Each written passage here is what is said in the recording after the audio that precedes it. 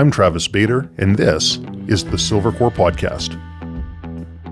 Join me as I discuss matters related to hunting, fishing, and outdoor pursuits with the people and businesses that comprise the community.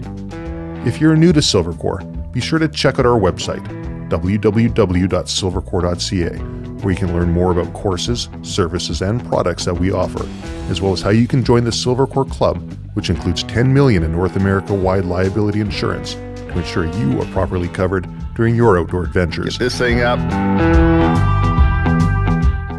Today I'm joined by a man who, over a long career, has acquired a very specific set of skills. The hunting we'll be talking about in this episode is that of the two-legged variety and the world of international child recovery. I'm joined by the owner of Pegasus Ops, which locates and rescues missing and kidnapped children worldwide. Welcome to the Silvercore Podcast, Jay Jordan. How you doing, Travis? Thanks for having me on, mate. Jay, this is not an occupation for the faint of heart. I mean, what is your background and how did you get into this line of work? I think, in general, the majority of things that I've ever got into in life, apart from the military, I fell into it. It's like the universe has just brought everything together and pulled me in a direction that I was supposed to go to. But 9 years old, I knew I wanted to join the military. I joined the military at 16. When I was in the military, I served in Northern Ireland, Kosovo, Sierra Leone, and Iraq operational tours.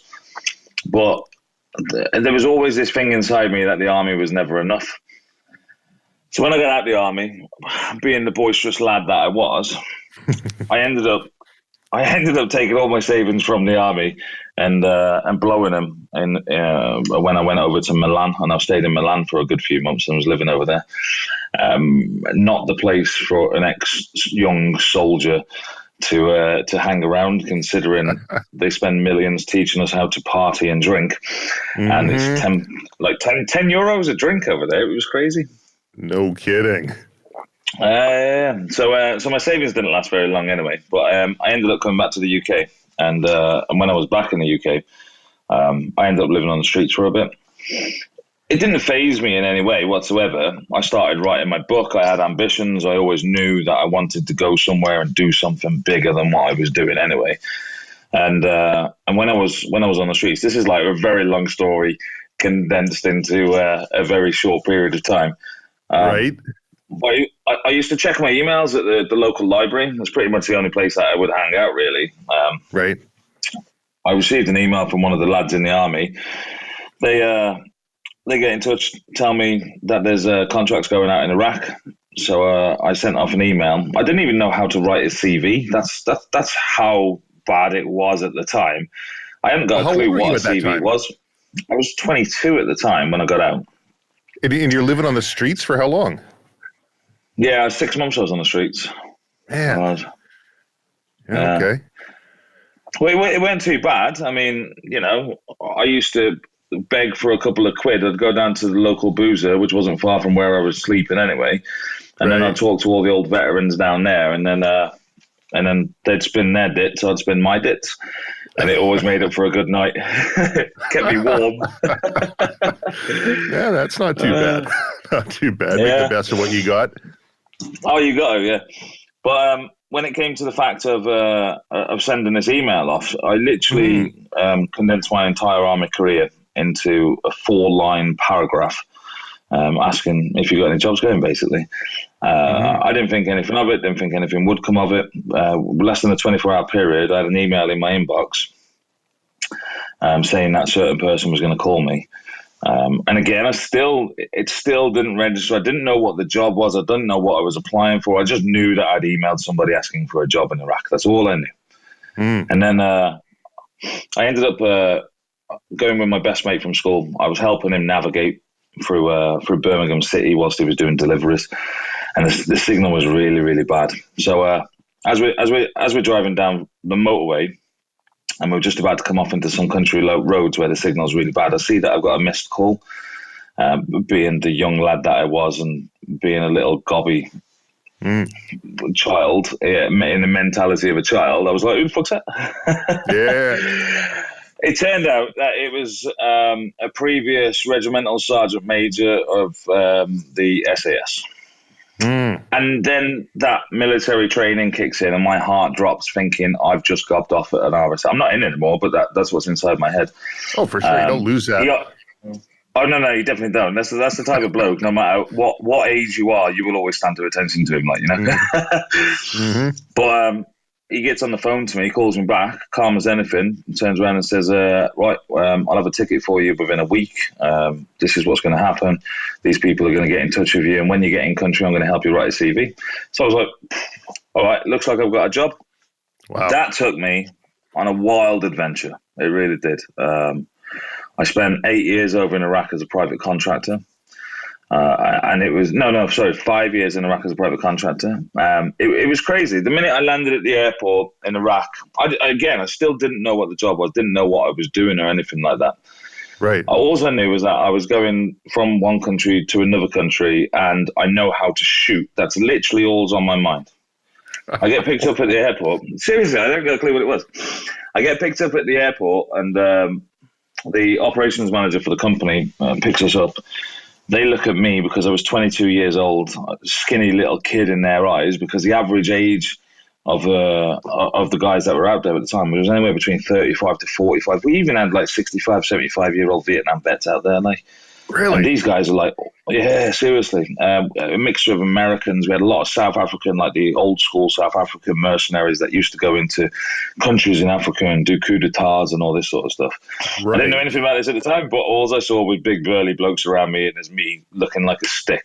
And they're like looking at me thinking, nah, there's got to be something's not right here. Yeah. Thinking that kids came on board. So they threw a body armor at me. They threw a weapon at me, an AK-47. And they asked me if I knew how to use it, and I was like, yeah. And they threw me in a vehicle. And then the next thing you know, we're driving down the road, Route Irish, from the airport over to the green zone. And there's a vehicle in front, and it's like ramming cars off the road. You've got a vehicle behind us, which is coming up on the side of us, and it's doing all the blocking drills to protect this vehicle. And that was probably the first initial moment where I realized I was getting into something that I had no clue what I was about to do. And it was like those thoughts that were inside my head. It was a case of, oh, what the fuck have you got yourself into here? Like, you know, didn't have a clue what was going on. I didn't. Totally off the deep end, eh? It was weird. It really was. And even to this day, I mean, that was in 2004. Even in 2016, me and my mate took on a contract out in Kajaki in Afghanistan. And we both got there and we was both going, what are we actually doing here? Because we did exactly the same thing, took a job, not knowing what it was, just knowing where we're going, and that's it. It was great. It's mental how it all worked out. But I get taken over to the green zone. It's around lunchtime. We don't have our ID cards issued or anything like that, DOD CAT cards and everything for the US bases to go into the US DFACs. And then we go down to a cafe called the Green Zone Cafe. This is a tin shack building. That's all it is. They sell pizzas, stuff like that, plastic tables, plastic chairs. Standing there, we order a pizza, and all you hear was like 3 thumps, and it's like thump, thump. 3 mortars were launched into the air. Everyone took cover under these plastic tables, and I remember clear as day that the first thought that came through my head, and this is like within an hour of actually being in country now to start this new job, and the first thought that was inside my head is, why are they underneath plastic tables? I couldn't understand it. The concept of them being under plastic tables was more shocking to me than the fact that we got 3 mortars in the sky heading towards us right now. Right. The first one explodes, and it's like close enough. The second one's a lot closer. And then the guy that I was with is a guy called Louis, really good mate of mine. He was. He ended up dying out there. He did, unfortunately. But he turns around to me and another guy that had just flown in. He said, it's either going to hit us or it's going to just go over us. And I'm standing there still thinking, what are these guys under plastic tables and chairs, and why are we still standing here? But because I was like 22 years old, and these guys were like hardcore. You could see that, you know, when you get that look into someone, you can see it. And me as a young, I would still consider myself a kid at that age, to be honest, with the mentality I had leaving the army. And looking at these guys, I was like, I'm not moving. I'm not doing anything here. I'm not going to move until that bloke tells me to move. I'm not going to do anything until that bloke tells me to do anything. He just stood there, calm as fuck. Couldn't believe it. The third one hits. It goes just over us. And then everybody stands up from underneath these tables and chairs, and bomb bursts out of the building. The building is now completely empty. Before we went in there was no tables and chairs to sit on. Louis just goes over, picks up a chair, sits down, and waits for his pizza to be delivered. And I was like, this is unreal. What's going on here? But as I went through the process of being over there, and I spent 5 years over there, and I excelled through every single stage that I went through. You get to see how that does change you as a person, how that grows you as a person, because then you're the one that's standing there picking people up from the airport, and they're coming in, going through the same experiences that I went through. Right. So I started off doing that. Yeah, I started off doing that, and then in the end of 2008, I left Iraq. I went over to West Africa. I did a bit of maritime on the merchant ships, which was pretty terrible, in the Gulf of Aden against Somali pirates. Never had any contacts myself on that, but the journeys themselves were more horrendous in the fact of the conditions that you're living under and the way that you're treated by the actual officers within those ships. Right. So it really wasn't for me. Well, how long did you do that for? It was sporadic. So they'd get a ship. I'd go out for 2 weeks, and I'd come back, and then I might be on a different contract, or I'll be waiting around for another ship. So, and that was going through the period of end of 2008 through to the beginning of 2010, really. Did that pay so well? I did that. Is that something that paid the bills? Yeah. Oh, 100% it paid the bills, without a doubt, yeah. It was literally free money. You go and stand on the ship, yeah, I mean, you can literally do anything you want. All you got to do is, as long as you do your duties on the ship, the majority of the time you end up working out whilst you're on duty anyway, because you're still on the bridge doing it, and then you use the bars and the railings and stuff like that to keep yourself awake. And then the food, you just dropping weight and getting ripped anyway. It was mad, and you get paid good money for it. So I didn't complain too much. I guess not. No. But I did some contracts out in West Africa in 2009 down in Guinea-Bissau. Which was recovering a load of equipment from an old sulfur mine, which was just a year after the presidential assassination. It was going through elections. So it was a crazy time, because basically all of these organizations were killing each other, killing electoral candidates and things like this. And the way they do it is it's a brutal manner. I don't know if you've ever been to Africa and you know their cultures and traditions. But they've got no problem to cut someone's heart. Yeah, they've got no problem to cut someone's heart out and eat it, because they think they're going to get the strength from that person transferred into themselves and all this. It's weird. On that contract, that was probably one of the most stressful contracts that I've ever came across, in the aspect of how arduous it was and the difficulties we had in moving that equipment, and obviously the threats that were against us. And our prime threat that was against us was the police. As strange as that sounds, considering we were licensed and we was all good in that country and we was doing the right thing, we had no problems whatsoever. The police surrounded us every day, and I remember there was one day where, and again, these stupid thoughts come inside your head. We had at least 10 of these police officers with AKs all circled around me and one other guy. We both had Glocks, and that was it. And they were all pointing their weapons at us, demanding money. In the course of those 2 months, we paid out a lot of money in bribes just to stay alive, so we could actually get that equipment out of there. But when I was standing in the middle of that circle, it was literally, it's those stupid thoughts that are inside your head. And I was thinking, all I'm going to do is just dive on the floor, because it's going to be a comical scene, because they're all pointing weapons towards each other.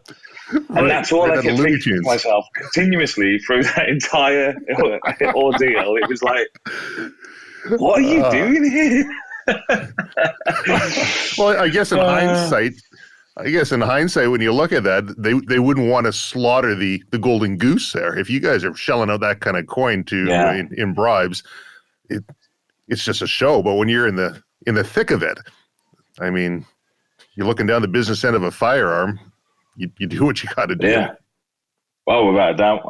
It turned out, I think it was about 6 figures that they ended up paying out in bribes for that 2-month contract. But we got the stuff out of there, and that's the equipment that we got out of there was worth millions, like it was. But then from there to the end of 2009, I pulled up a good contract out in Afghan. I went out to Afghan. I spent 11 years out in Afghanistan. I only got out of there last year. Really? And I was all over that country, and I was on all sorts of different projects. It was mental.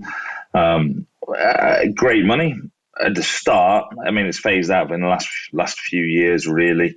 But it was something that I was doing good. It was what I wanted, what I was doing in Iraq that was starting to die out in Iraq. Driving around in free vehicle convoys, actually doing your job as close protection, protecting those that need protecting, whether that be NGOs or military officials or whatever. Because it was dying out in Iraq, I was getting bored. But going back to Afghanistan, I was able to do that again down in Helmand province, and I had more vehicles. I was able to train my own team again, and we was able to go all over those dangerous areas again. So I enjoyed the work again. It relit that fire inside me, which was fantastic. Right. There's loads of little jobs I've done in between. I worked on the Prince of Abu Dhabi's yacht. I used to provide maritime protection for him when he was going through the Gulf of Aden down to the Maldives and Seychelles, which was mega. I got paid to go to the Maldives and Seychelles. And I was also, I got into Mali just after the coup in Mali, the coup d'etat in Mali, when the Tuaregs took over in the north. That was basically close protection on the Chinese news network, CCTV. So that was a good contract as well. But overall, majority of my time has been in Afghanistan. Right. So long career in that industry. So you start by doing asset recovery, vehicles and equipment, and you say, "Hey, this is pretty good. Let's look at doing human recovery. See if we can start recovering children." Like, how did that leap start? Because it's sort of a niche industry. 100% it is, yeah, without a doubt. So I started, the prime focus of everything that I've done is close protection, so that's looking after people, and there's always been that mission element of looking after people in itself. There's been contracts where I've done the recovery of assets and everything like that. But in 2012, the end of 2012, I was in Afghanistan, and I received an injury, hearing injury. My left ear went, my eardrum withdrew back into my ear. I couldn't hear nothing or anything like that. So it was hilarious the way that it happened. As bad as it was, because literally I do not want this or wish this upon anyone, because it is horrendous to feel this. It's like noises go inside your head and it's all jumbled up. It's just crazy.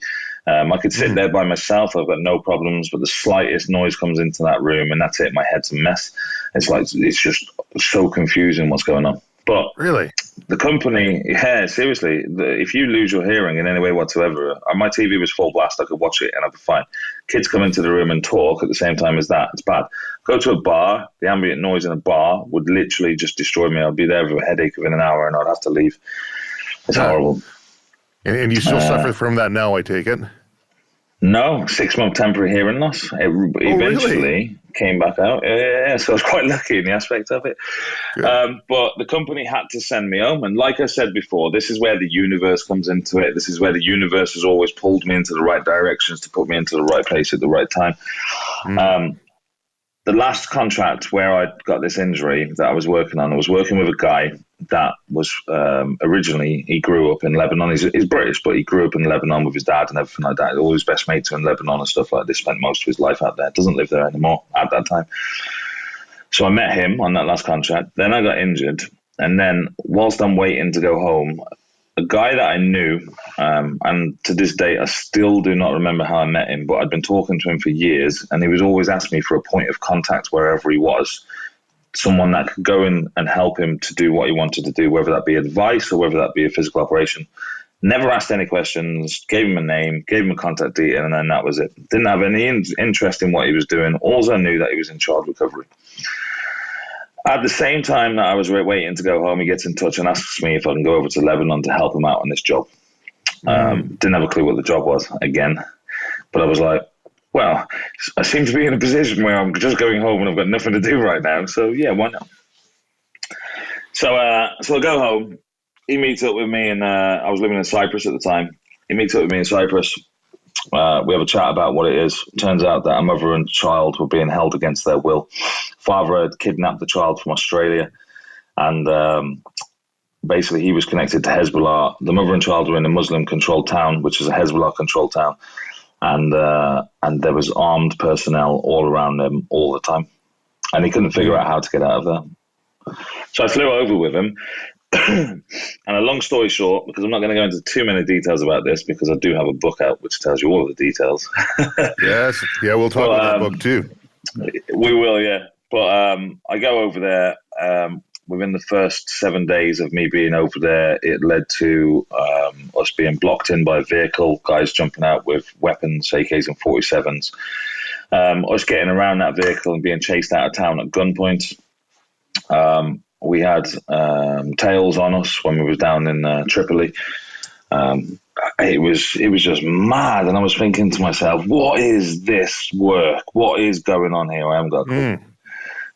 But I gave him my opinion. I built up an idea of an operation. I knew what he had to do to be able to get them out of there. I didn't know his capabilities. I didn't know what assets he had. I didn't know what the company's assets that he had that he was working with. All he asked was my advice, which I gave to him. And after that 7 days, then I left and I went back home. My mind is set. I'm going to get healed. I'm going to go back to Afghanistan. I've got no worries there. I'm happy with what I'm doing anyway. It was maybe about 2 weeks, 3 weeks later, something like this. He gives me a call, tells me that he's quit the case, which bothered me, like really bothered me. He quit. He'd been working on that case. Yeah, he quit. So he'd been working on that case maybe about 6 months already. Okay. I didn't realize how much money had been put into this, but afterwards I found out that there was about 140 to 160 grand or something like that was put into this case. So he decided to quit. And then the owner of his company had asked me if I would take on the case and actually go over there to complete it. And I'm sitting there thinking, oof, I don't know nothing about the child recovery industry. I don't know nothing about infiltrating or exfiltrating. I mean, I know stuff from the military, but on the private sector side of it. But I've always had that attitude, which is you can do anything you want as long as you don't get caught. So it was constantly there in my head. You could probably do this if you find the right way. I sat down with the missus and we had a good conversation for a good 2 days. I was going back to Afghanistan. We're solid. We're stable, financially stable. Everything's good. I'm enjoying my job. Do I do something here? And the question that kept coming up was, who else is going to go over there? Who else is actually going to go and get that mother and kid out of that place?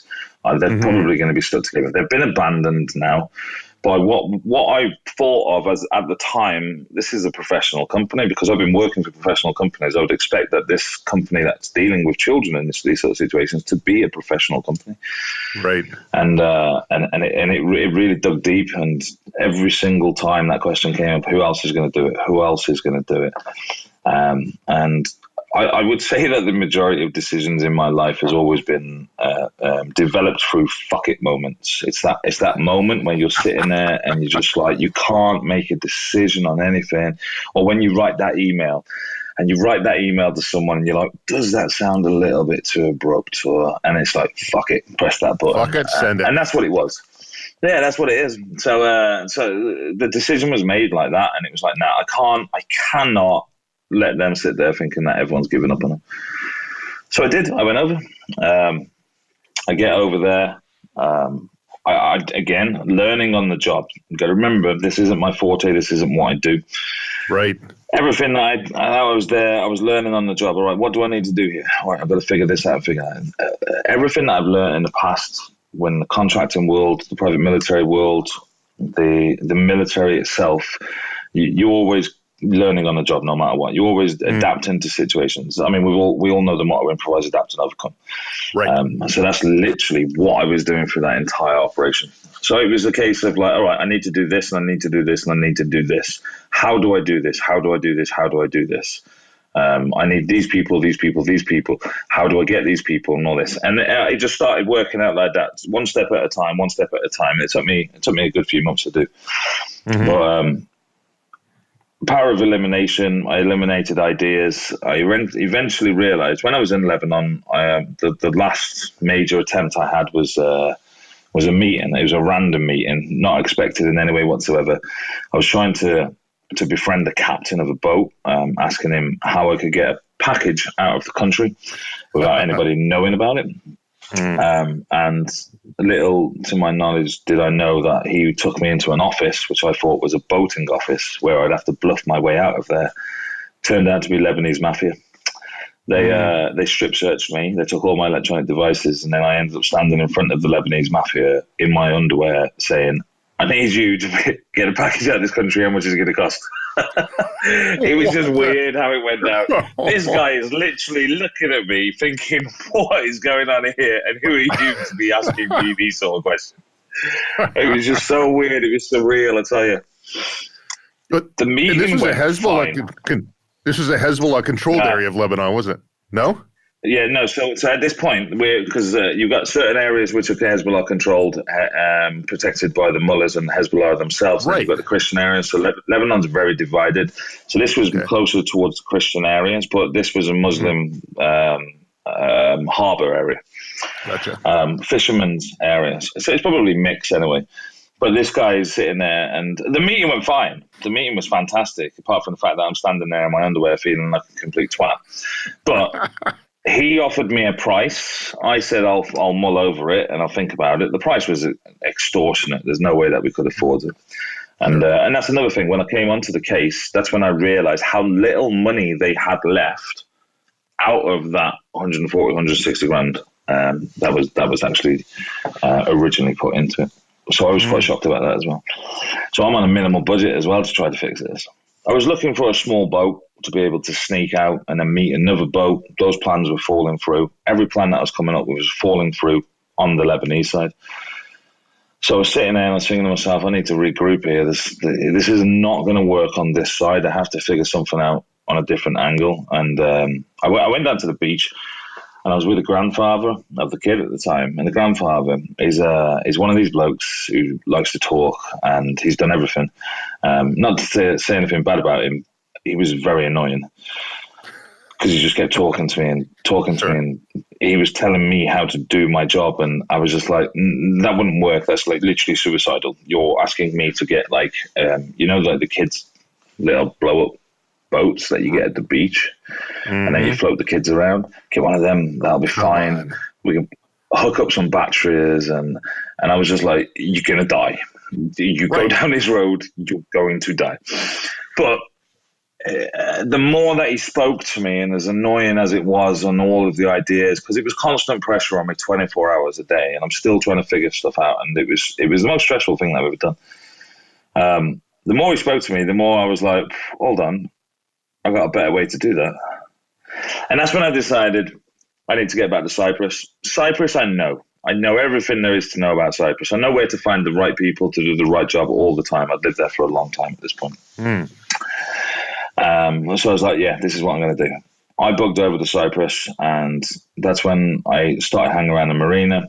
Long story short on this is where I ended up connecting with the Cypriot mafia. The Cypriot mafia helped me to get a boat. We then rigged up that boat, which took another week, basically building steel frames on it, fish finders, so we could have our cover story on the other side as a fishing vessel. The story was weak as fuck, the cover story to go over there on this boat. It was horrendous, but it worked. So we rigged out all the boat and everything like that. That cost us a fair bit of money anyway, which was extra money that the client had to pay. But this was a solid plan. I brought in a bootneck, a Royal Marine Commando, as a coxswain, and this bloke, he was like one of the most amazing blokes that I've ever met because he was nuts. And when I say nuts, I'm talking Mad Murdoch scale from the A-Team when he's like, oh my God, he was solid at the same time, and he was devoted, dedicated, 100% straight down the line. That's okay. But he's just crazy at the same time. And I thought, perfect bloke to take this boat, which I hope makes it over 120 nautical miles of sea, to get to another country with the cover story that he did it as a drunken bet that he couldn't make it. That was the whole cover story. I swear to God, it was the whole cover story. That was it. That's all it was. He was drunk in a bar. Someone bet that he couldn't make it to Lebanon, and he had to go to Lebanon, and that's why he did it. By the time the boat got there, we put a steel frame onto a fiberglass hull for starters. That wasn't good because obviously it starts to shake loose and the fiberglass starts to break away and wear away. So we had problems with that, and we had to get repairs on that as soon as we got down on that side. The repairs were obviously bastardized as best as possible, but it wasn't solid. His job was to control the water side, and basically he had to do all of the recce's on the water. So he was looking for Coast Guard vessels that could possibly hinder our extraction. He was looking for any military vessels. He was looking for anything that could possibly get in our way whatsoever. And the most critical part was that when I find a place on the coast I can get to from my pickup point, I need him to check if he can pick me up from that location. And that was the only communication that we had between each other until the very day of the operation. It all worked out. There was lots of things that went wrong, but there was lots of things that went right. I did the land side of the operation, which led me down so many different roads. But overall, we ended up in a situation where I picked up the mother. We ended up in a safe house. I'm not going to go into the details of why, because you can get the book for this.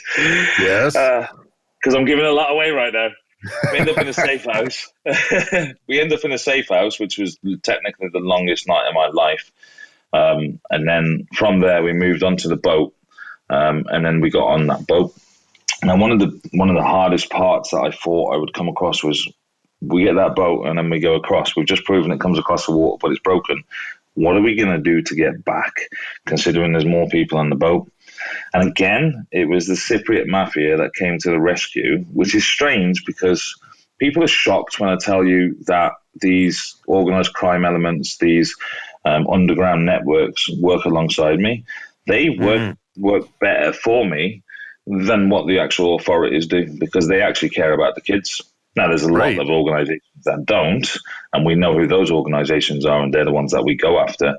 But when it comes to like your cigarette smugglers or your different types of organized crime and all that, they're big on kids. They really are. Cyprus is very family orientated as well, so that worked massively in our favor. And they brought a boat out into the middle of the Med. So they stayed in the middle of the Mediterranean on the Cypriot side of international waters. We got to that point, and then they picked us up from there, took us back to Cyprus, and then we got the kid and the mother home. That was my first introduction to something that I've never done in my entire life before. And I was like, oof, this is all right, This is crazy. So it was the mad. book's called Angel in the Shadows. That's right, yeah. And if people want to get that book, is that just through your website? Yeah, so we've got it going through the publisher's website. We've got it on amazon.co.uk, and currently we're looking at getting it on Amazon in America, so that'll be amazon.com. It's not there yet. The other night we sold, 2 nights ago now, we sold out on hardback copies, and currently this paperback copy is it's available for pre-orders. So I'm still waiting on the date for that to actually come out, but we can get it on pre-orders now. We can put the links up as well. That wouldn't be a problem. Yeah. So there's loads of ways to buy it. So how much of this job is client management and strategy, planning the operation, planning the recovery, as opposed to the actual recovery effort? I would say that the recovery side of things is probably one of the easiest parts of the entire operation. Managing clients, it's a massive thing. We have to do everything that we can to continuously keep on top of them, because we have to teach them and train them on certain things. We have to be able to control them mentally so they can actually stay calm in the right situations. We have to be able to teach them about operational security, for starters, because they always want to pass news back home, things like this. Client management is key to success, because the minute that someone starts letting things slip and there's information going across electronic communications on what we are doing and how we're going to go about it, then the mission is over. It's not viable anymore. The planning of the operation is constant all the time. Every single minute of every single day, you're thinking of something, you're testing it. We plan things into the details, because obviously, don't forget, the majority of stuff we do is very covert, and the only time that anyone knows that we've been anywhere near those sort of areas is at the time of the operation. So you've got to have your cover stories in place. You've got to build your cover stories to make sure that, depending on what situation you're about to get yourself into, you have to step up and take the risks to get the information you need. As an example, some of the operations that I've done, I've got myself arrested or detained on purpose on a border of two countries, purposely to find out what assets that they had. Now, to do that without anything coming back on me, I had to set up a cover story for 2 weeks, and then that cover story had to be solid and obviously nothing true in any way whatsoever about why I'm actually there. And then I'd actually go in, commit to this, get myself detained on the border. They would then hold me. I had to look into all of the laws, the regulations. What can they do? How can this go? What should I expect? Things like this. I got detained. They questioned me for an hour. They checked out my cover story. I questioned them for 4 hours and got all information about their entire operation on the border for the whole of the country, because they gave me free rein to go to the smoking area. So I stand at the smoking area showing the soldiers, because soldiers are soldiers, and they like to talk about war stories. And I would show them pictures of war, talk to them about Iraq, things like this. They would try to buy my phone, stuff like that. And then bit by bit, you build their trust in a very short period of time and get all the information that you need. So there's things like that I've done. And then, as an example, there's the dangerous risks, the really dangerous ones. The last operation I was working on, for example, for 7 days, nobody knew where I was. That was my own choice, because I didn't want to give out anything electronically and announce where I was going, because I was going into an area that is monitored massively for comms. And at the same time as that, I needed to work with underground networks and figure out a way to get out of a certain country across a border illegally. Or should I say alternatively? I like that. So I was on this border. I drove for 2 days, solid, straight, 1,500 miles. When I got into this location, I got picked up from a certain area, taken out of my car, put into another car, driven for an hour, no idea where I was going. Then I got taken out of that car. All of my electronics, all of my equipment, everything that I had on me was taken out off me, put into another car. I was then driven for another hour. And I guess about 3 o'clock in the morning, we ended up pulling up into this clearing in the middle of no man's land between two countries. And this is a clearing purposely designed for smuggling. And we're in this clearing on this border in no man's land, and I'm surrounded by people, just silhouettes all around me, and I've got one guy standing in front of me, and he's just there gauging how much he can trust me for what the operation is that I wanted to do, and if we had the money and all. And it was just chaotic, I tell you. It was that day there, that's when I was like, yeah, you boys might want to start tracking me now. I might be getting into something here. Yeah, no kidding. So once I did that, I get back, and then things started to work swimmingly. So that there in itself is a situation where I could disappear. If they didn't trust me on that day, that's it, I'm gone. I always describe it as the fact that whenever I was working away contracting or whenever I was in the military, the missus was always waiting for that phone call to tell her bad news. Now she doesn't wait for that phone call. She waits for the day that she doesn't hear anything. It's literally once she knows, we've got ways of communicating with each other and everything like that, but when she doesn't hear anything for a period of time, that's when she knows it's done, and there's no finding me after that. That's how dangerous it is, and they're the risks that we take to go to those extra elements of being able to make sure we do it, which you won't find in many of the companies that are out there, unfortunately. Well, what does the missus think of all of this? She thinks I'm nuts. Yeah. She supports me 100%. She supports me all of the way. She's been through this since day one with me, and obviously she's been through my contracting days out in Iraq and Afghanistan. Sure. She knows what I'm capable of. She knows how I am and how passionate I am about this. Because the thing that will always remind me of what I'm doing is that question: who else is going to do it? Every case that I take on, I consider it as my own children. What would I do if it was my own children? And because of my experiences and because of the life path that I've taken, I go to those extreme elements every single time.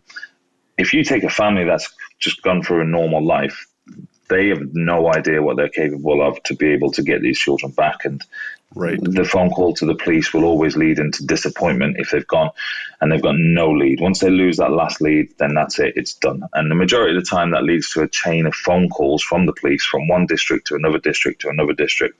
And if it's international, it's to another country and through their districts. And it's a chain of phone calls that's being waiting for. But no one is physically looking. And that's what's always bothered me. Because if you start physically looking, I've always said, if you look for something, you're always going to find it, no matter what. If you look into a relationship, you're looking for a problem, you're going to find a problem. If you're looking into your finances and you think that they're solid and you look into it, you're going to find a problem. You will always find the source of that problem if you look. And that's what I've always been solid for.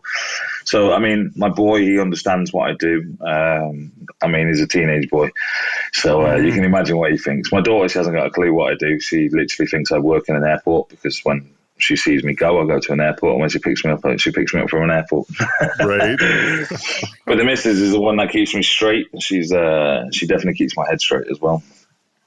Well, the one you're talking about, 6 months in, $140,000 or so that the client was in for it, and Buddy says, "That's it, I'm out, I quit," and you come on board. Like that's a lot of money that a lot of people just don't have kicking around. And you've taken a very unique approach to child recovery. And from what I understand, you're looking at crowdsourcing international child recovery. Yeah. I haven't heard of that being done before. Is this the first time? Have you heard of this? It hasn't been done before. It is very difficult to get done, without a doubt. And what I can tell you is that it works when we get the donations in. All right, so working for that company and seeing how much money that company actually took, the amount of money that actually went onto that operation was nowhere near was the amount of money that they paid. The majority of that money went into the owner of that company's pocket. So these companies, there's a lot of companies that are out there, and there's even more popping up now. And what I found is that I started working for that company. I took on a case. It was a parental abduction. The girl reached an age where she could decide where she wanted to live, which meant that the Hague documents, all of the court documents for custody, all of that became non and void because now the girl has a decision under herself and she has the legal rights to make her own decision. So I went back to the owner of the company and I told the owner of the company that the case couldn't be completed for these reasons. And this is what's happened. And then I witnessed him have a meeting with that client, and he took another $30,000 off that client, and then didn't tell that client for a couple of months that they couldn't do the case. Wow. I saw that happen, and I was like, what is going on here? And then, obviously, after having discussions and all that sort of stuff, he said he's going to work on it. I knew that he wasn't going to work on it. I ended up bailing from that company. So I started freelancing, and when I started freelancing, what I realized, because I started speaking to a lot of companies that are in the industry, and all of these companies, I'd figured out who they were from working for that original company because they all connected in some sort of way. And it's a weird, and I'm going to use the reference of Tiger King scenario because I've been watching Tiger King again, in the aspects of how fucked up everything is. The company I was working for, all of these companies, they hate each other. There's another company that's out there that was massively against every single person, and his marketing scheme is to basically slander everybody else off. Another company, when I was in Lebanon, which I found out whilst I was in Lebanon, was trying to go against everything that I was doing and trying to fuck up the operation because he didn't get the case, so he's not in it for the kids. Really? And he didn't get the money out of it. And because he didn't get the money, he wanted to destroy the operation, to then turn around and say that this company that I was actually working for at the time was a bad company. And that's the sort of mentality that you're dealing with. These people, they charge anywhere between $50,000 to $150,000 or pounds or euros, depending on where you're from. They sell you the world. They sell themselves as SF companies, special forces units and all that. None of them, not one of them, has ever been in special forces. Not one of them has ever done very long in the military. Not one of them has ever been in combat operations overseas. Not one of them has. And I know this from their history because I've got to know them over the years.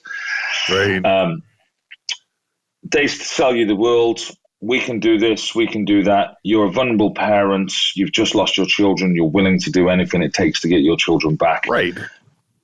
I need this money. I can't work without this money. You need to pay this much up front or whatever. And then basically you will go and then remortgage your house or sell your house.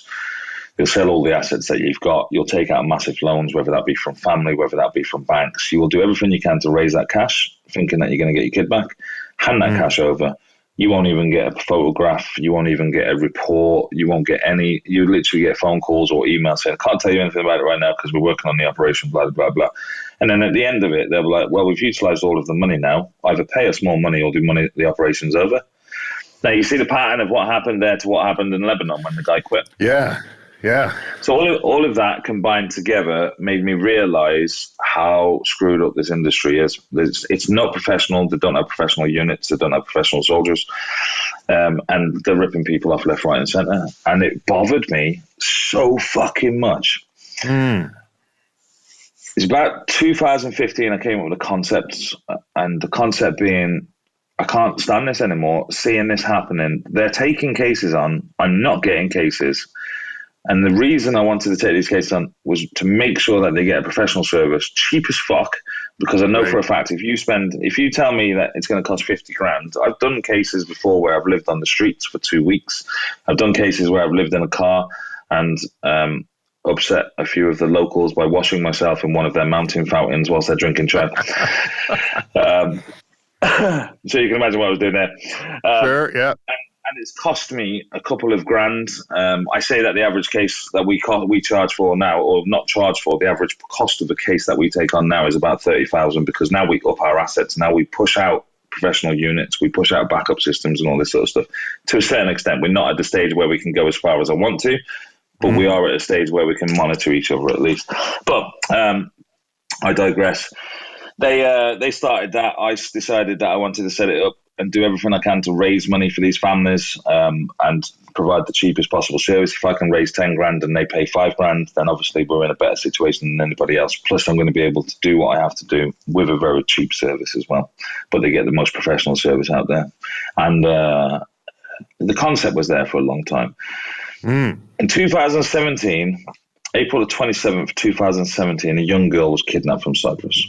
I was in Afghanistan at the time, because what happened before last year, I would be in Afghanistan or Iraq, and then I'd get a case, and then I'd come home and do that case whilst I'm on leave, and then I'd go back to Afghanistan or Iraq. And in the aspect of doing that, what I found is that cases would come in, but then they'd have to wait for a long time before I can get home. I also found that I wasn't spending any time with my family either, which is why last year, that was it. I called it all off, and I went full-time into child recovery to make this work.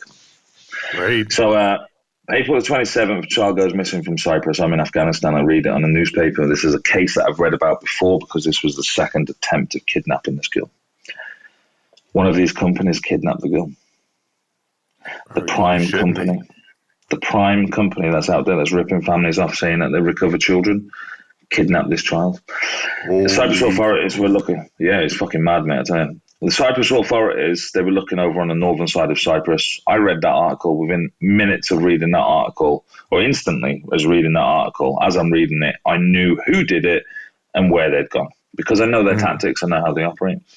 So I started to get in touch with the family and reaching out through the Facebook groups and everything. Obviously, some nutter who's working in Afghanistan is reaching out and just gobbling off saying, they're not there, you have to do something and look here, because this is what's happening. It took me a while to get my message through. But once I got out of Afghanistan, April 27th, that was, and then at the end of June, I got out of Afghanistan and I get back to Cyprus and I met the family. And when the family met me, they knew that I was fucking solid. Everything that I told them was confirmed, because we got the financial records through and everything like that to show that payment had been made to that company. And within an hour of talking to that family, they sent me information. I got straight on a plane within an hour, and then I flew over to Turkey. When I was in Turkey, obviously I was chasing this company down there. This is something else that's never been done before. This is a case of chasing a company, a professional company. But having professionals chase them changed the game a lot, because I got to the point, the first town that I went to, I tore that town to pieces within 24 hours. No one had heard anything about this kid and where this kid had gone to prior to me going into this village. I tore that town apart for CCTV footage. I got photographs from the locals. I got pictures of the house that they was using, the car that they was using. I got in the CCTV footage. And I'm actually making a video about this at the moment with my Patreon account. Good for you. But you see that the girl's had a haircut. The pictures you could see with her body language, with her back turned. And it was a father. Her father kidnapped her. But the way that it was done, the company did this, was that 2 masked men grabbed the child, pushed the mother to the ground outside the nursery, threw her into a car. The car then drove for 20, 30 minutes, 40 minutes, stopped at the border, handed the child over to a taxi driver. The taxi driver then threw her across the border. And then when she got across the border, she met a bloke who is her father that she didn't know, because she hasn't seen him since he was a week old. So it's a complete stranger, and all of that trauma to actually be stuck with a complete stranger. So a lot of people talk about this saying, yeah, but the mother kidnapped her first and all that. That's not the case. You don't know the details of the actual story. The mother had never, ever kidnapped that child. There was no court records. There's no history of anything like that. This was a solid case of kidnapping. So the child goes through all that. So the first town I go into, we get all the CCTV footage, the photographs and everything like this, and it was pretty nuts. I had a mullah and the whole village like rioting to get me out of that village by the time I'd finished. And I was standing there by myself, no backup, nothing, no money. All I had was a car. And I'm saying, yeah, I'm not going to go until you give me everything that I need. Wow. And they gave me everything that I needed. And it was amazing. I got some good friends in that village now. Like they actually befriended me. After that, I used to go up there quite on a regular basis and actually get food and stuff like this in that area. Long story short on this, but the chase took me from one town to another town. And I get to one town and I'm on this massive marina and I saw the owner of that company who kidnapped the kid doing really, really shit surveillance drills, like as if he was like, it was weird, I tell you. I had... Go on, mate, go on. How much of this is a poker game when you get into it? Like, how much of this is, like, obviously it's a poker game where you're actually going to have to throw down if you have to, but the preferred outcome would be to not do. Yeah, I've never thrown down. I'll never give up. It's all about poker. It's all about playing the shots. So, for example, when I was over in Turkey, one thing I found, because I was working for myself, by myself, and I had no money and no budget to do anything, so I was alone and I had to keep chasing leads. I recruited the Turkish police by accident. How do you recruit them by accident? Yeah. They made an assumption, and one thing I believe is that assumption is the mother of all fuck-ups anyway. So I go over into this town, and I'm doing surveillance on certain things. There's one yacht in particular that I got a feeling about. It's a sailboat, it is. I got a particular feeling about it, the flag on it, the where it is, the way that it's parked.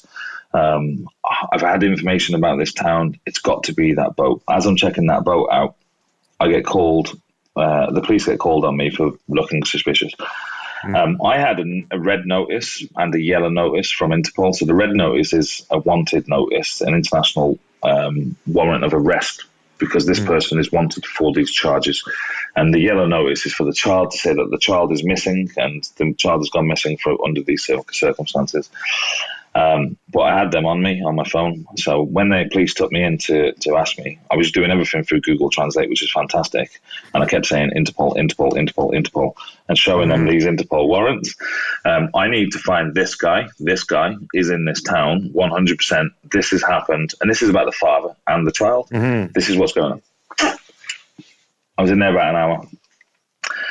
They decided that they wanted to drive me around. This is definitely a long story short, because I ended up in a different town afterwards. They got covert surveillance teams on houses for me and everything, because it was just crazy how much they literally wanted to work with me. Wow. But whilst I was in this marina, the guy walks past me. I'm standing outside having a cigarette, waiting for the Jandamat to come outside. Jandamat is the marine police. They're going to take me around in their car to introduce me to people that I've got connections to connections. And this is the underground networks that I'm talking about. You want to find an underground network, no matter where you go, a bit of advice for you. Always go to a marina. You'll always find them. 100% guaranteed. I believe it. Yes. Yeah, it works. Yes. I'm standing outside, I'm having a cigarette, and I see this guy walk past me, and I'm looking at this guy. Don't know who the fuck it is, but I'm like, why do I recognize that bloke?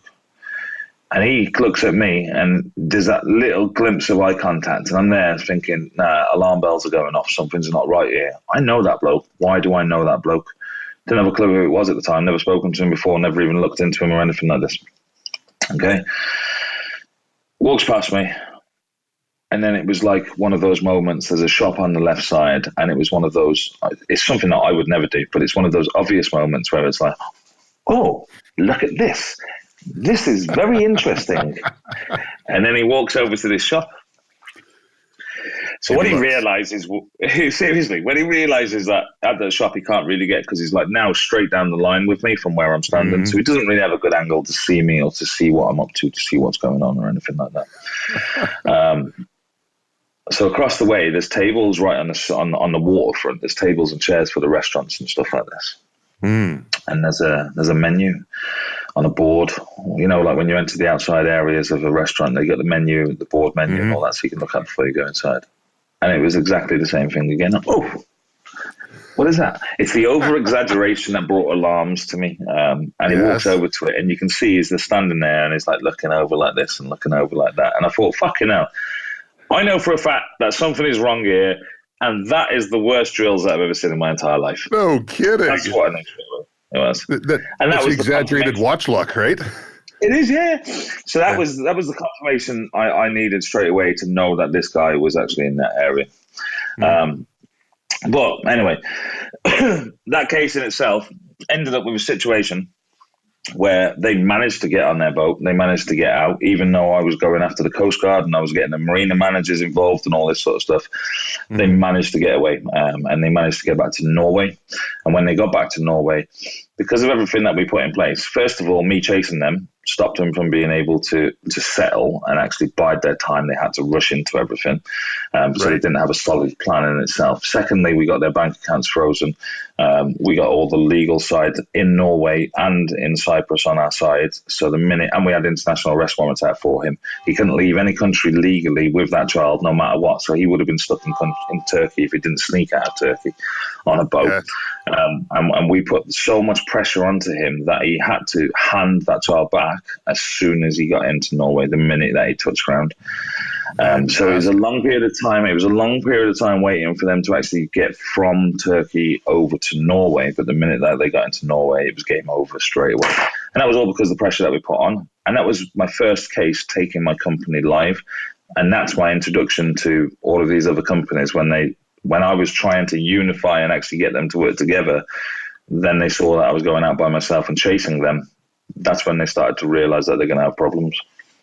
So, knowing what you know now. Oh, sorry, go on. Yeah, so that's a long way around to tell you about what I'm doing now. Well, knowing what you know now, would you turn around and do things differently? If you could tell the younger you, are there things that you'd look at and say, look at this is absolutely wrong. The right way we should approach it is ABC. Yeah, 100%. What would you do different? There's loads of things I'd do different.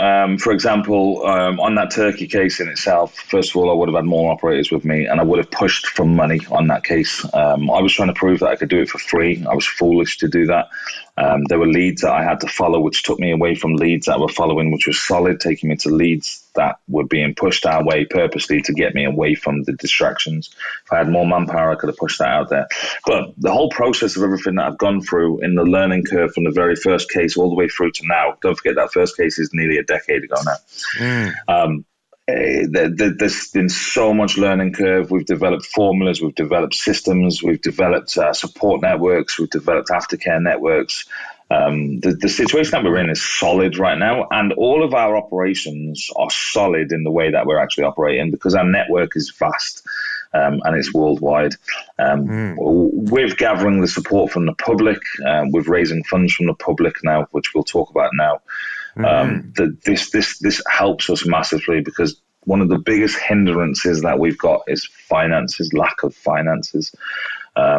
I want to provide a free service to every family out there. There isn't a family in this world that should go without having somebody physically looking for their child when their child goes missing. Right now, the majority of children that are out there that have gone missing, and you've got to understand these sort of numbers, right? 8 million children every single year go missing worldwide. 8 million. In America itself, it's 800 to 850,000 children that are reported missing every single year, and at least a third of them disappear for good. In the UK alone, it's 137 to 240,000 children, and at least 10% of those children never found. Australia, 20,000. Germany, 100,000. This is 4 countries that I'm giving you statistics for, and worldwide it goes up to 8 million. No one's looking for those kids. How scary is that? Well, you've likened it before. I remember you saying it's like a homeless person in the streets, and people will walk by this person in the street and think nothing of it because they've never been in that situation. What would you tell a parent or somebody that would help them? Well, I guess twofold, would help prepare them should they find themselves in a situation and maybe kind of open their eyes to the possibility that they could possibly find themselves in this situation. Yeah, I think the key to anything, if you find yourself in a situation, then it's already too late, unfortunately. Right. And that's not too late to do anything about it, because that's what we're here for. Getting towards that situation, there's always elements of planning. Majority of kidnappings or abductions in the world are not randomly just picked off the streets. Oh, there's one, take that, let's go. Even when it comes to sex trafficking or slavery, trafficking of humans for slavery, which is a massive industry in the world now, or even if it comes to organ trafficking, it's not a case of randoms. There's always an element of planning. It might not be sophisticated planning, but there will be an element of planning. An example will be the Cleo Smith case, which has recently happened out in Australia. She was taken from a campsite, then taken back within a 2-mile radius of her own house, which means that was planned prior to her going to that campsite purposely to take it back, which will give them a distraction. There's planning. There's elements of planning. So the biggest key that anyone can do is awareness. Be aware of your surroundings. Be aware of what is happening around you. Be aware of faces that you're starting to see on a regular basis. Be aware of setting patterns. If you go to school, go different ways every single day. You don't have to go at the same time. You don't have to go the same way. Things like this. Just be aware. If you're walking with your kid, don't stand don't let the child stand on the side for the road. Always stand on the roadside. So therefore, there's someone between the road and there's someone between the kids. Educate the kids about school. If they're at school, never ever go to a teacher outside of the school to their car to actually help them with something. You will always go inside the school. The teacher should never ask your children to do that. And I use that as an example because 2 kids were kidnapped in Cyprus, and luckily the police found them very quickly. But it was at the position where they'd already been intoxicated with something and they was unconscious, and the guy was living very close to the school. Found off CCTV, thank God. But it's things like that kids need to be educated on. It's things like that families need to be educated on. And that leads to the point of not happening in the first place. When we work in close protection and risk management, we don't work in close protection because we're the guys that throw our bodies in front of the targets or in front of our client's body to protect them. If you get to that point, you've failed. That's as simple as it is. It's all about not getting into that situation. Read the signs that are around you.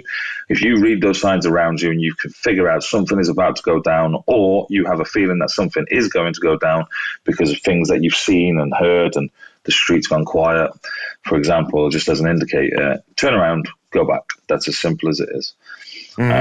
If you end up in that sort of situation, do the process, go through the full process, but be open to other things. The service that we provide, not enough people know about it at the moment in the world.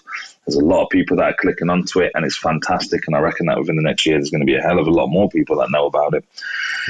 But be open to other services. Call the police. 100% call the police. You don't have to wait to call us. If anyone calls us and we've got the funds, or you've got the funds, then we will respond and we will do everything as quick as possible.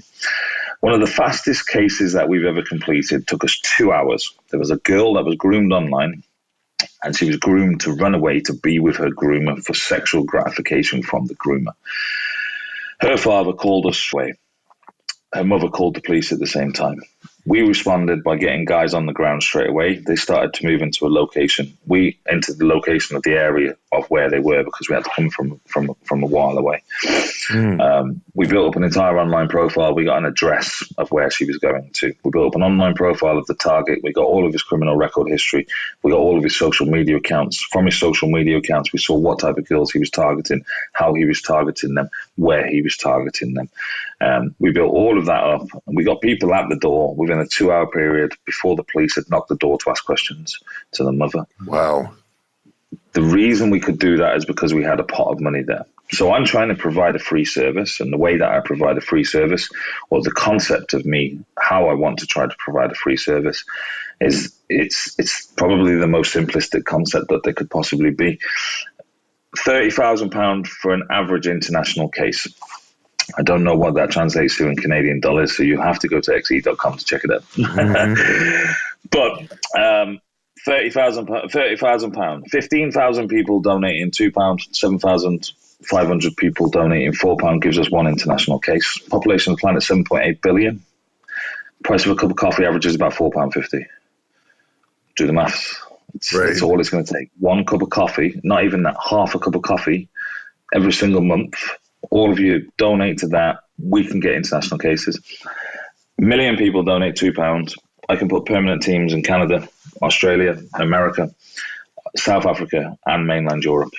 And we can dominate and take the fight towards the enemy, take the fight towards the kidnappers, take the fight towards sex traffickers, because you're creating a veteran military force or ex-military force, which is using the skills that we've been taught over a long career within the military and private security industry to actually go out and do something that's right, to actually look after our kids because nobody else is. That's literally the entire concept of what we're doing. Donations that we take on, it comes in many forms. We've got merchandise out there, so proceeds from the merchandise that goes into raising funds for the general public. We've got the book for sale, which is now obviously open for pre-sales on the paperback. We've got Patreon, which is a monthly subscription, which gives early access and exclusive access to images, stories, and access to my mind, more importantly, because then you get to know a little bit what's going on inside there whilst I'm on operations. And obviously there's the normal stuff of PayPal, crowdfunding through Just Giving, and Cash App we have. Okay. But that's the concept of what we're trying to create. We have to be able to get to the point where we create that. That will make us successful. If we create that pot, when we've got that pot, I get tagged at least 10 to 20 times every single day in a missing case. There isn't a day that goes by where I don't have somebody on the phone crying to me because their kid's gone missing. There isn't a single day that goes by. Even on the weekends, I have to answer calls like this. Really? If we had that pot and someone called us at the right time, then we could respond immediately. So I guess that would open up a little bit of an ethical quandary as well when you talk about the recovery of children, when most of the children are, from statistically, it'll be a parental abduction. Is that, have you found that? Yeah.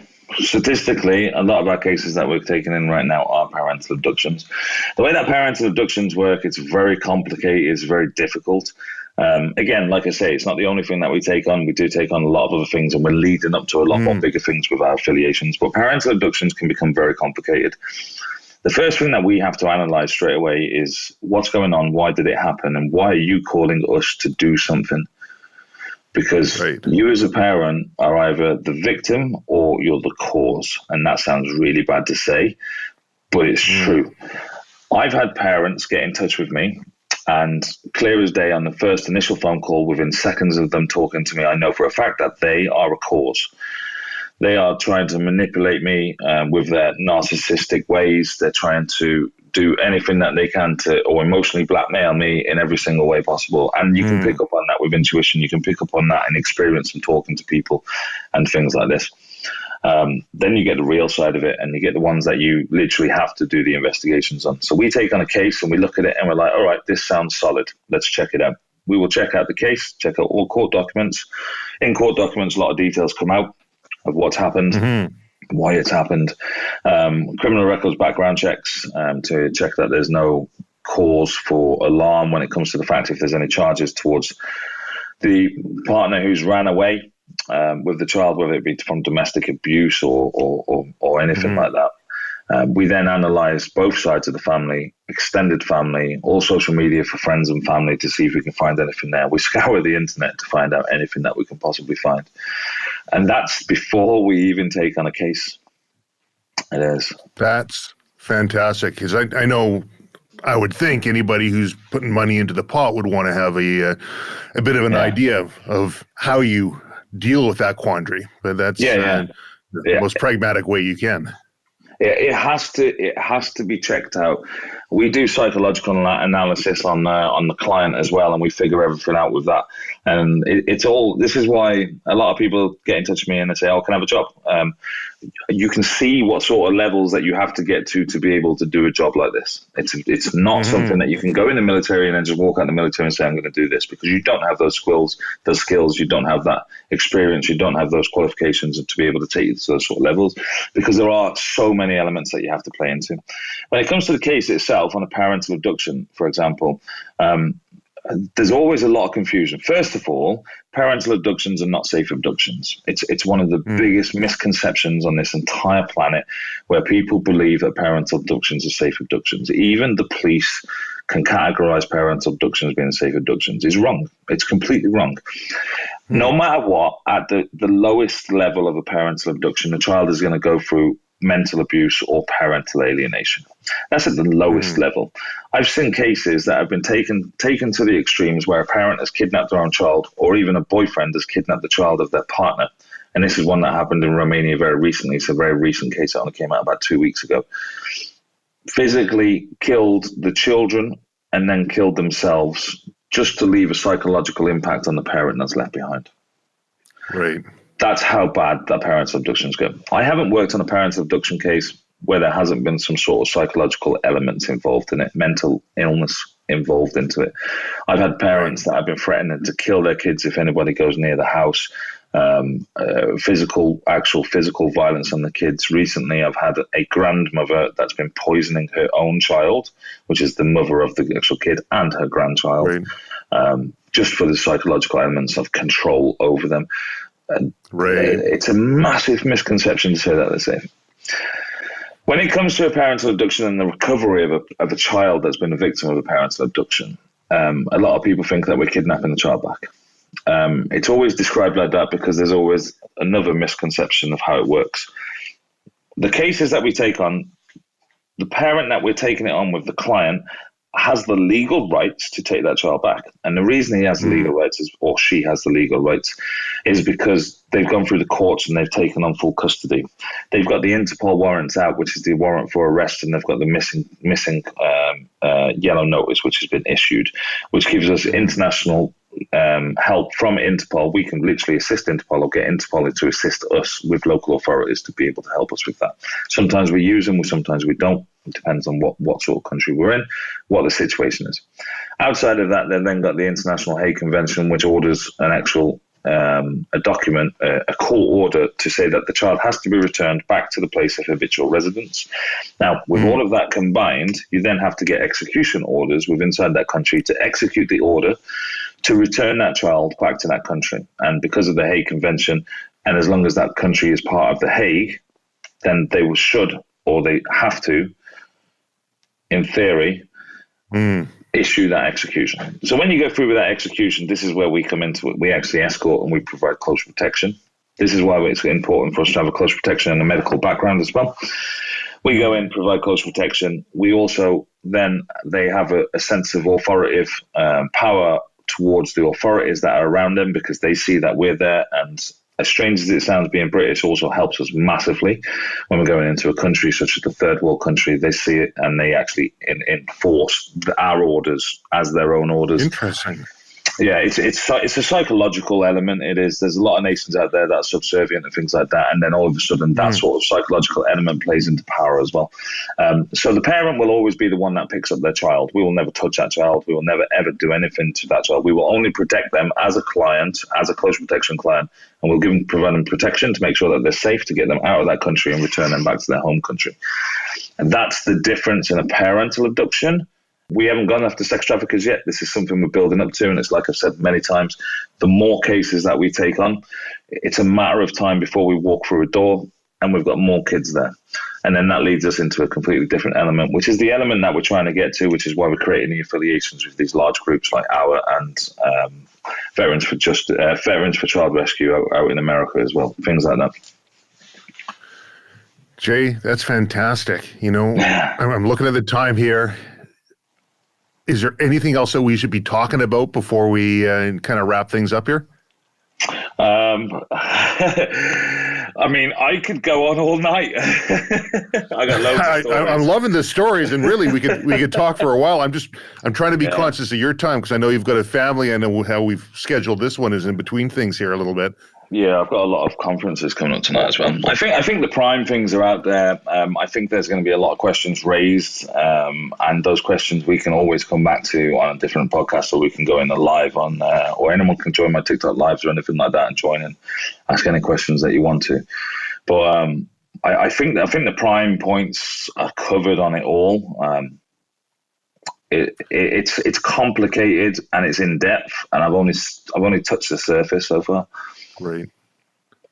Well, Angel in the Shadows, Jay Jordan of Pegasus Ops. We're going to have links up on YouTube. We'll have links up through the podcast. And if you want to see more, click those links, see what Jay's up to.